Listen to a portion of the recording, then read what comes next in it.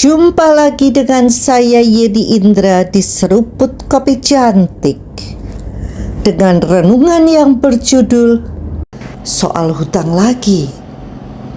Ketika menulis tentang hutang, banyak japri dari sana sini. Bagaimana ya Bu Yeni, saat ada orang yang ingin meminjam uang, hati ini berbelas kasihan, gak tega. Ternyata setiap kali orang berhutang, lupa mengembalikannya. Bahkan lupa kalau punya hutang. Malahan saya yang meminjamkan uang sampai sungkan menagihnya. Tetapi yang berhutang justru santai saja. Familiar dengan kisah ini? Kerap orang merasa sungkan jika tidak memberi hutang, tidak berani menolak, apalagi jika yang hendak meminjam uang itu orang yang kita hormati, orang-orang yang memiliki otoritas dalam kehidupan kita. Kerap kali kita mengambil keputusan itu berdasarkan perasaan. Dulu saya pun begitu, serba sungkan, jadi tidak berani menolak. Apalagi saya dibesarkan dengan lingkungan adat Jawa yang budaya ewuh pekewohnya tinggi. Sampai saya belajar kebenaran firman Tuhan. Tuhan memberi kita perasaan agar hidup kita berwarna dan menarik. Tetapi perasaan tidak dimaksudkan untuk memimpin hidup kita. Kita dipimpin oleh Roh Tuhan sesuai firman-Nya, bukan oleh perasaan. Perasaan itu tidak tetap dan tidak bisa diandalkan. Perasaan senantiasa berubah mengikuti apa yang kita pikirkan. Ubah pikiran kita, maka perasaan pun ikut berubah. Itulah sebabnya Tuhan mengajari kita agar hidup dipimpin oleh kebenaran firman-Nya yang tidak berubah dari dulu, sekarang, sampai selama-lamanya.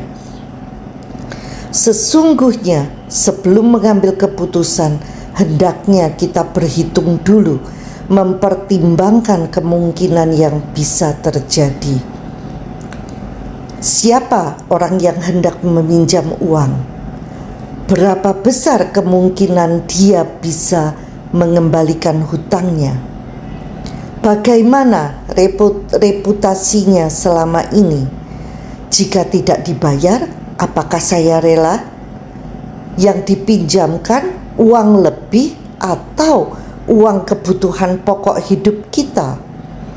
Apakah ada jaminan yang diberikan? Jika nilainya besar, perlukah membuat kesepakatan di notaris atau minta diberikan bilet giro sebagai jaminan? Jika sampai tidak ada dananya, bisa dijadikan barang bukti untuk dilaporkan ke polisi dan sebagainya. Dengan mempertimbangkan hal ini, tentunya keputusan yang diambil sudah didasari oleh pertimbangan yang matang. Jangan lupa libatkan Tuhan dalam memutuskan. Kita hanya bisa memandang sejauh mata memandang. Tuhan melihat hingga jauh ke depan. Dan yang mengambil keputusan mau meminjamkan atau tidak, itu kita sendiri dengan segala resikonya. Jadi saat resiko terjadi, seharusnya kita sendiri yang bertanggung jawab, tidak bisa menyalahkan orang lain. Dieng, Mita sudah mengumpulkan uang untuk membelikan rumah untuk anaknya. Kakak kandung Mita datang minta tolong untuk meminjam uang karena keperluan mendesak. Pinjam 2 bulan saja, demikian janjinya. Nanti 2 bulan ada pembayaran dari customernya, uang akan dikembalikan. Mita percaya. 2 bulan berlalu, bahkan hingga kini tidak kunjung dibayar. Suaminya marah dan selalu menjadi bahan pertengkaran mereka. anaknya kecewa dan marah pula. Hubungan Mita dengan suami dan anaknya sangat memburuk. Dia merasa rumahnya bak neraka sekarang. Tentu Mita kecewa dan marah sekali kepada kakaknya. Saat Mita memuntahkan rasa frustrasinya dengan marah pada sang kakak, perang tidak dapat dielakkan lagi. Hubungan persaudaraan mereka putus. Lebih runyam sekarang. Lebih baik melawan rasa sungkan sejak awalnya, keadaan akan jauh lebih baik. Masih ingat prinsip yang diajarkan oleh 6 keranjang dan 7 langkah dari Tungning? Selalu ada pos bagian uang kita. Setiap penghasilan yang kita miliki sudah ada pos masing-masing. Kita bisa meminjamkan uang dari pos dana sosial, bukan dari keperluan pokok keluarga. Dari pengalaman pribadi selama ini, orang justru respect kalau kita berani jujur dan jika perlu menolak dengan tegas. Saya memang tidak mau meminjamkan uang. Lebih baik beri serelanya. Mau silahkan diterima, gak mau ya gak apa-apa.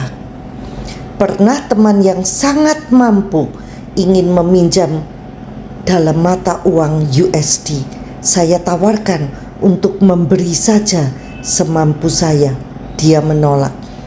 Kalau cuma segitu saya ada kok, jawabnya. Sungkan sebentar sih, tetapi sesudahnya baik-baik saja tuh. Daripada pusing di belakang hari, mendingan begitu. Berani nggak?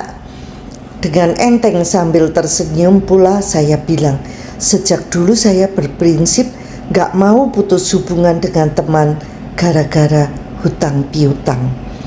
Banyak juga teman-teman yang konon pinjam uang dengan teman lain dan tetap dibayar baik-baik saja.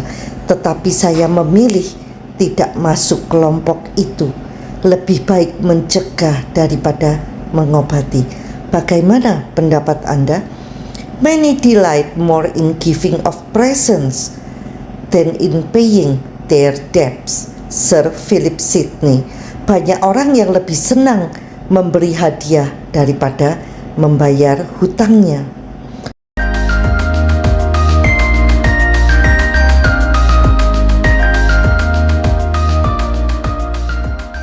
Sampai jumpa lagi di episode berikutnya bersama Yeni Indra, seruput kopi cantik. Dah.